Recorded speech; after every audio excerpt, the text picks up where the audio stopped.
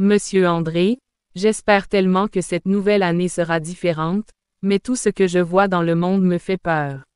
Je comprends, Léa, mais tu sais, il existe un endroit où nous pouvons tous trouver une sécurité véritable. Et c'est où, ça? En Jésus-Christ, ma chère.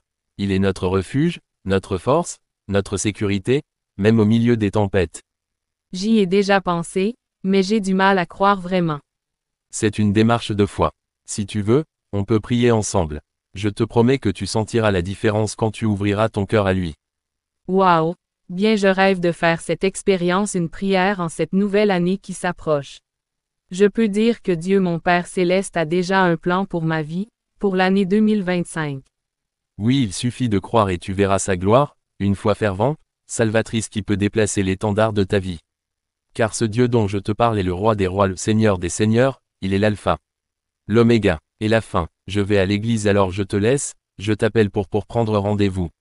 Au revoir. D'accord, j'attends ton appel car, je suis déjà en joie pour cette prière de la nouvelle année 2025. Au revoir. L'heure avance et je vais me préparer pour l'église. Avant laisse-moi chercher quelques versets de motivation pour la nouvelle année qui s'avance. Waouh! L'histoire de Marthe et Marie, avec la mort de Lazare. Jésus a ressuscité Lazare après 4 jours. Quelle déclaration de mon Sauveur et Seigneur Jésus! Ne t'ai-je pas dit que si tu crois tu verras la gloire de Dieu? Jean 11 verset 40. Amen. Amen. En cette nouvelle année 2025 par la foi je verrai la gloire de Dieu dans ma vie et celle de ma famille. Alléluia.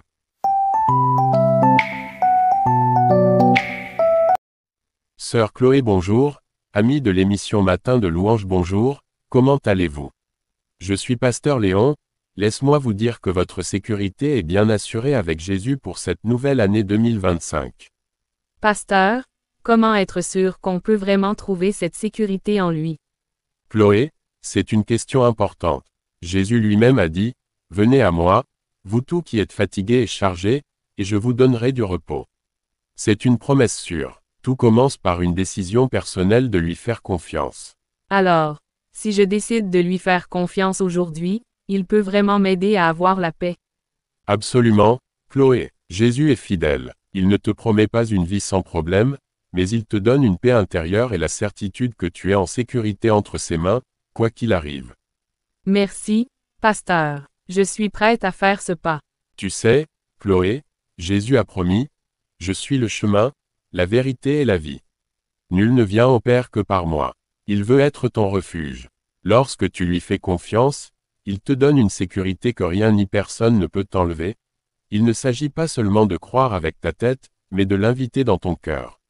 Il te promet sa paix, sa protection et sa direction. Alors oui, si aujourd'hui tu fais ce choix, tu expérimenteras la différence.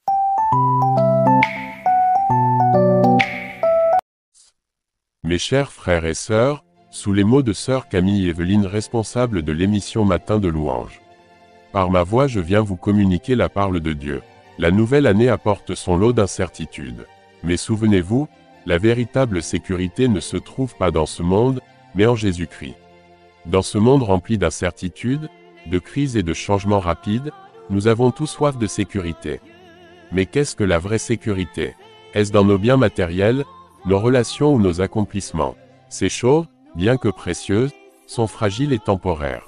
La véritable sécurité, durable et inébranlable, ne se trouve qu'en Jésus-Christ. Jésus, notre refuge et notre force. La Bible dit dans Psaume 46 versets 2 à 3, « Dieu est pour nous un refuge et un appui, un secours qui ne manque jamais dans la détresse. » Jésus est ce refuge. En lui, nous trouvons la paix, même quand les vents de la vie soufflent fort. Il ne promet pas de nous épargner toutes les tempêtes, mais il garantit d'être avec nous au milieu d'elles. Ésaïe 43 verset 2.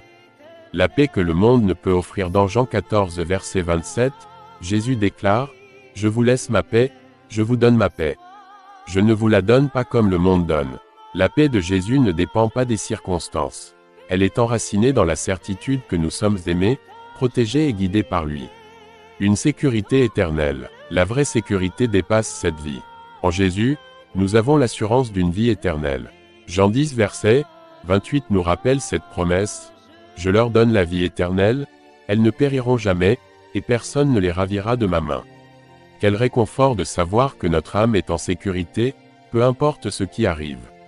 Pour expérimenter cette sécurité, il nous suffit de croire, de nous confier en Jésus et de l'accepter comme Seigneur et Sauveur. Philippiens 4, versets 6 à 7 nous encourage, « Ne vous inquiétez de rien, mais en toute chose, faites connaître vos besoins à Dieu, et la paix de Dieu, qui surpasse toute intelligence, de l'homme, gardera vos cœurs et vos pensées en Jésus-Christ. » Que le Seigneur vous bénisse tous.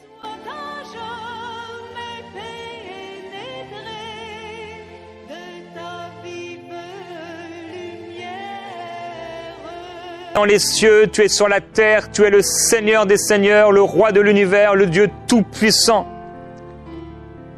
Qu'est-ce qu'un homme devant toi? Qu'est-ce qu'une montagne devant toi? Tu as tout créé par le pouvoir de ta parole. Brandis la lance et le javelot contre mes persécuteurs. Je te demande s'il te plaît d'intervenir, Seigneur, et d'arrêter la main de l'ennemi. Que ta main de justice s'étende, comme tu l'as fait sur Saul de Tarse, le rendant aveugle pendant plusieurs jours, l'amenant à la repentance, à la conversion. Je te demande, s'il te plaît, d'étendre ta main, pour que ces personnes qui ne te connaissent pas et qui font du mal, qui sont injustes, qui agissent injustement contre ma vie, contre la vie de mes frères et de mes sœurs, que ta main se pose sur ces personnes et qu'ils puissent pendant un temps ne plus voir la lumière, être recouverts de ténèbres, réaliser qu'ils ont besoin de toi. Père, je te demande s'il te plaît de venir et d'intervenir dans cette situation, qu'ils puissent rentrer en eux-mêmes,